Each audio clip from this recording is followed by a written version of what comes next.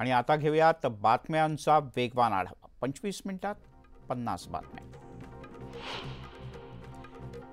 मुख्यमंत्रीपदाच्या चेहऱ्याचा आत्ताच विचार करण्याचं काहीच कारण नाही। मुख्यमंत्रीपदाबद्दलचा निर्णय संख्याबळावर होईल असं शरद पवार यांनी म्हटलंय। स्थिर सरकार देणं हे आमचं उद्दिष्ट आहे। तिन्ही पक्ष एकत्र बसून निर्णय घेऊ असं शरद पवार यांनी नमूद केलं। लोकसभेच्या तुलनेत विधानसभेसाठी राज्यातील भाजपची स्थिती सुधारल्याचा दावा करण्यात आलाय। पक्षांतर्गत राजकारण संपवण्यात पक्ष नेतृत्वाला यश आलं असून कार्यकर्त्यांचा निरुत्साह कमी करण्यातही यश आल्याची माहिती सूत्रांनी दिली आहे। विधानसभा निवडणुकांच्या नंतर राज्यात भाजपला सत्तेवर आणण्यासाठी राष्ट्रीय स्वयंसेवक संघ दक्ष झाला। या पार्श्वभूमीवर नवी दिल्ली, मुंबई, नागपूर आणि संभाजीनगरमध्ये बैठका झाल्याची माहिती आहे। समन्वयकांशी संपर्क ठेवण्याकरता प्रदेश पातळीवर संघ पदाधिकारी नियुक्त करण्यात आले आहेत।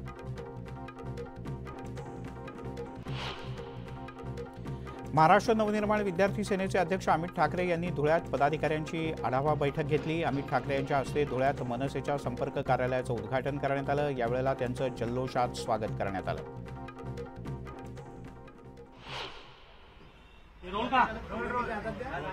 काल आपल्या तालुक्यामध्ये समाजित गाडगे यांनी तुतारी हाती घेतली आणि त्यानंतर शरद पवार यांची जंगी सभा देखील झाली। काय म्हणतात? नाही, मी अनेक वेळा सांगितलेलं आहे की लोकशाहीमध्ये एखाद्या व्यक्तीचं वय 25 वर्ष झालं की त्याला विधानसभा लोकसभा लढण्याचा अधिकार आहे। आता मुळातच आपल्या राज्यामध्ये 7 पक्ष झालेले आहेत। राष्ट्रवादीचे 2, शिवसेनेचे 2, भारतीय जनता पक्ष, काँग्रेस, मनसे, वंचित आणि अपक्ष। त्यामुळे उमेदवारांची मांदियाळी झालेली आहे। त्यामुळे निवडणुकीमध्ये ज्याला तिकीट मिळणार आहे हे ठरलेलं आहे। महायुतीच्या आमदाराला मिळेल, त्यानंतर महाविकास आघाडीचा जो आता स्टँड जो आहे त्याला मिळेल।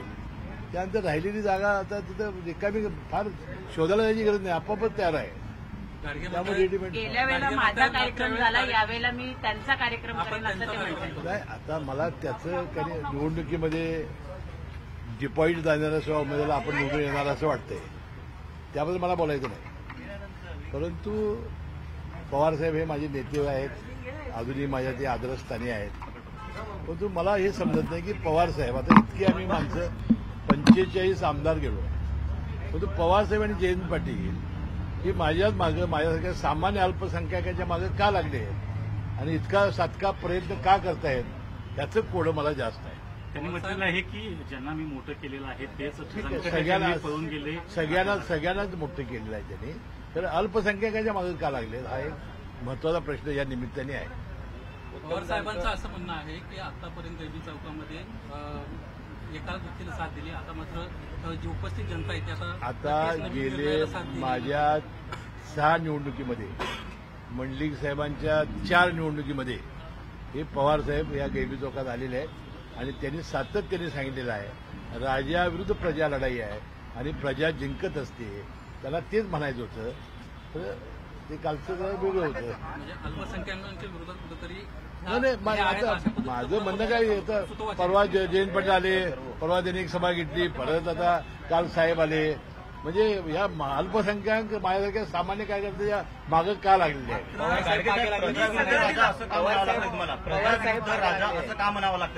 नाही, पण अशी ते पवार साहेबच म्हणतात ना दरवेळेला, त्यांची भाषणं ऐका कालची याच्यापूर्वीची, त्यांनी कायमपणानं प्रजेचाच प्रचार केलेला आहे, रयतेचा प्रचार केलेला आहे आणि मनात त्यांची भूमिका तीच असावी। परंतु तुतारी घेतल्यामुळे कितपत आव्हान वाटतं समाजित गाडगे यांचं? हे बघा, आता निवडणुकीचा रिझल्ट कळवेल, आपण निवडणुकीच्या आधी बोलणं बरोबर नाही। शेवटी कुठल्याही माणसाला आपण कमी लेखत नाही, परंतु पवार साहेब से मेरा बैर नाही, समर्जात अब तुम्हारी खैर नाही। 2019 पळाला अशा शब्दात उत्तम जाधव कालच्या कार्यक्रमात टीका केली। तिरंगी लढत झाल्यामुळे तुमचा विजय हा सोपा झाला होता, मात्र यंदा थेट समोरासमोर सामना आहे। कशा एकूण 6 निवडणुका झालेल्या आहेत, त्यामध्ये एकाच एक 3 वेळा झालेली आहे। एक म्हणजे एक तिरंगी नाही, तिरंगी गेल्याच वेळा झाली।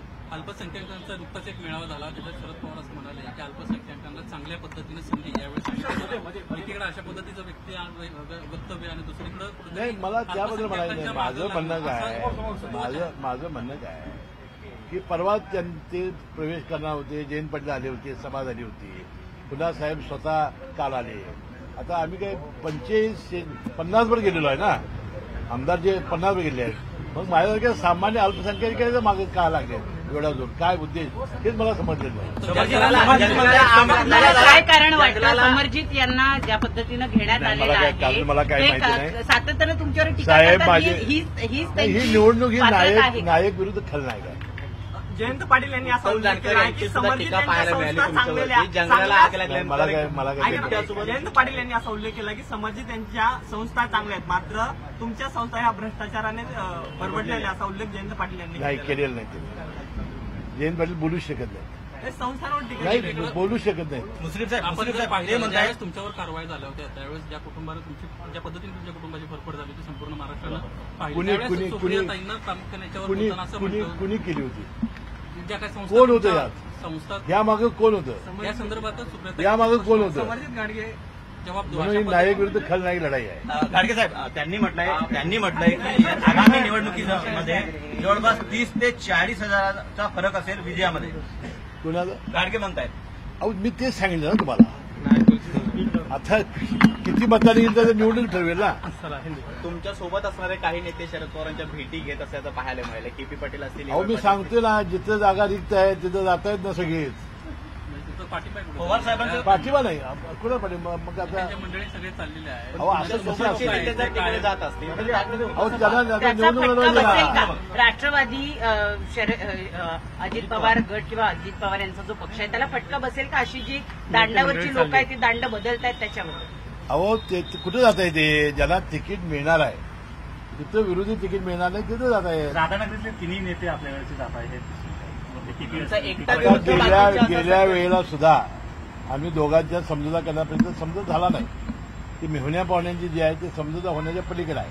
मी तर थकलेलो आहे ती शरद मिटवण्यामध्ये. पवारांनी समर्जित तुम्ही गाडगेंना पाठीवरचा देऊन आश्वासन खाली दिलं आहे की ठेवला. तुम्ही आमदार राहणार नाही, तुम्हाला मोठी जबाबदारी देण्यात नाही येईल. ते मेजर त्याला बहुमत व्हावं लागतं, सर तुम्ही निवडून यावं लागतं आणि बहुमत व्हावं लागतं. सर ते म्हणतायत आम्ही आमदारच करणार नाही समर्जितना तर मंत्री पण करू. नाही नाही ते निवडून यावं लागतं आणि बहुमत व्हावं लागतं. आणि